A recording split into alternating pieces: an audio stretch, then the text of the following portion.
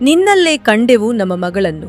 ಅಂಗಾಂಗ ದಾನದಿಂದ ಬದುಕಿದ ಮಗುವನ್ನು ಎತ್ತಿ ಮುದ್ದಾಡಿದ ಕೇರಳದ ದಂಪತಿ. 2026ರ ಫೆಬ್ರವರಿಯಲ್ಲಿ ನಡೆದ ರಸ್ತೆ ಅಪಘಾತದಲ್ಲಿ ಗಂಭೀರವಾಗಿ ಗಾಯಗೊಂಡು ಮಿದುಳು ನಿಷ್ಕ್ರಿಯಗೊಂಡಿದ್ದ 9 ತಿಂಗಳ ಕಂದಮ್ಮ ಅಲಿನ್ ಶೆರಿನ್ ಚಿಕಿತ್ಸೆ ಫಲಕಾರಿಯಾಗದೆ ಮೃತಪಟ್ಟಿತ್ತು.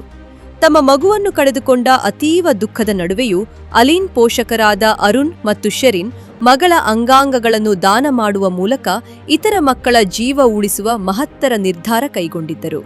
ಅಲಿನ್ ದಾನ ಮಾಡಿದ ಯಕೃತ್ತನ್ನು ಪಡೆದು ಮರುಜೀವ ಪಡೆದ ಮಗುವನ್ನು ತಿರುವನಂತಪುರಂನ ಕಿಮ್ಸ್ ಆಸ್ಪತ್ರೆಯಲ್ಲಿ ಭೇಟಿಯಾದ ದಂಪತಿ ತಮ್ಮ ಮಗಳನ್ನೇ ಕಂಡಂತೆ ಭಾವುಕರಾಗಿ ಕಣ್ಣೀರಿಟ್ಟಿದ್ದಾರೆ. ನಿಯಮದಂತೆ ಅಂಗಾಂಗ ಪಡೆದವರ ವಿವರ ಬಹಿರಂಗಪಡಿಸದಿದ್ದರೂ ಪೋಷಕರ ಈ ದೊಡ್ಡ ತ್ಯಾಗವನ್ನು ಪರಿಗಣಿಸಿ ವೈದ್ಯರು ಈ ಭಾವನಾತ್ಮಕ ಭೇಟಿಗೆ ಅವಕಾಶ ಮಾಡಿಕೊಟ್ಟಿದ್ದರು. ಅಂದು ಮಗುವಿನ ಅಂಗಾಂಗಗಳ ರವಾನೆಗೆ ಕೊಚ್ಚಿ ಪೊಲೀಸರು ಗ್ರೀನ್ ಕಾರಿಡಾರ್ ವ್ಯವಸ್ಥೆ ಮಾಡಿದ್ದರು.